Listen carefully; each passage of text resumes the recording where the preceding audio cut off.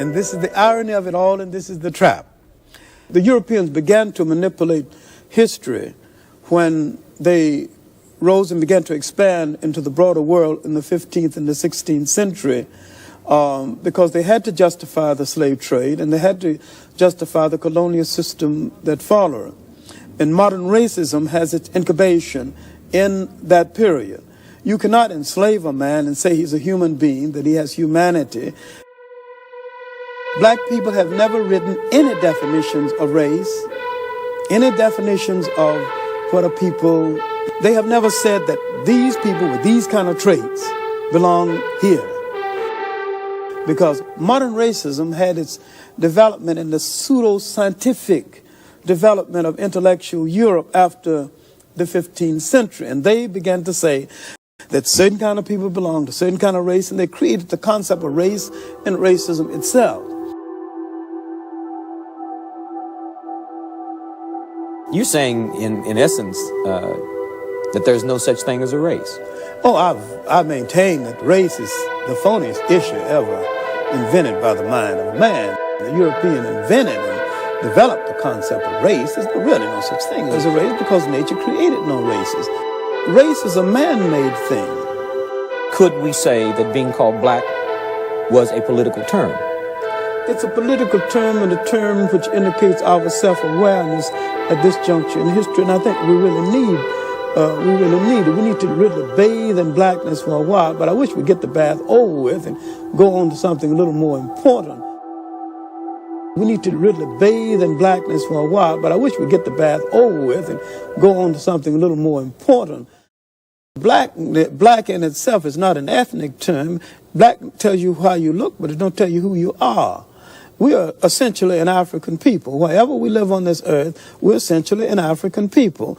And we relate to the millions of African people throughout the world, including the uncounted millions of Africans in Asia. The word Afro-American or African-American would probably be more appropriate and more honest and more in keeping with what we actually are. Because all of us are not positively, physically, real jet black. And so the argument now sometimes is between the supernationalists and the mild nationalists and blacker than thou.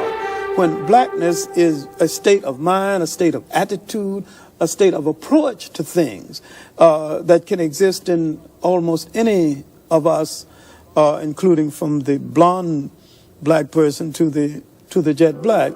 And the jet black can be traitors, and they can be patriarchs. They can be a whole lot of. We've been everything in history from saint to buffoons. We are complete people, and we need to start looking at ourselves as a complete people. And I think that once we convinced ourselves that we're black and beautiful, we'll stop saying it and just go ahead and be black and beautiful and release a whole lot of energy for more important things. Could we say that being called black was a political term?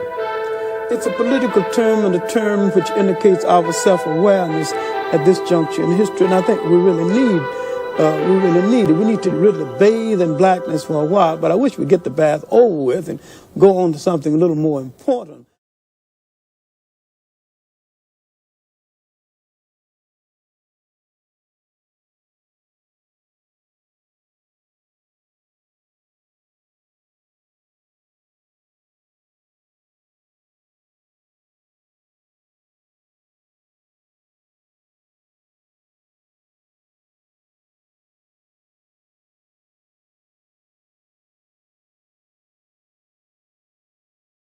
And we need to start looking at ourselves as a complete people. And I think that once we convinced ourselves that we're black and beautiful, we'll stop saying it and just go ahead and be black and beautiful and release a whole lot of energy for more important things. We need to really bathe in blackness for a while, but I wish we'd get the bath over with and go on to something a little more important.